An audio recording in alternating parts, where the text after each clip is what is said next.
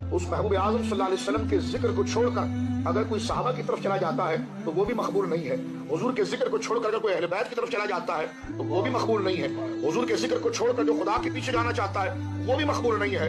بلکہ تینوں گمراہ ہو جاتے ہیں. کامیابی جب ہے کہ خدا بھی جب ملے گا, اہل بیت کی محبت بھی جب ملے گی, صحابہ کی عظمت بھی جب ملے گی, جب سب رشتوں کو حضور کی محبت سے جوڑا جائے, حضور کی نسبت سے جوڑا جائے. اور آپ دیکھتے ہیں کہ جنہوں نے حضور کے ذکر سے اور حضور کی شان کو بیان کرنے سے منہ موڑا اور ایسی مجالس و محافل اور ایسی عادتوں کو فتووں کا شکار کیا تو وہ فرقوں میں بٹ گئے. صحابہ کی طرف گئے تو وہ بھی ایک فرقہ کہلایا, اہل بیت کی طرف چل پڑے تو وہ بھی ایک فرقہ کہلایا, اور حضور کے ذکر اور عظمت کو فراموش کر دی. جب وہ اللہ کی طرف بڑھنے لگے تب بھی وہ ملحد اور بے دین کہلائے. تو جب حضور کو چھوڑ کر کسی کو مانو گے تو ٹولیوں میں بٹو گے.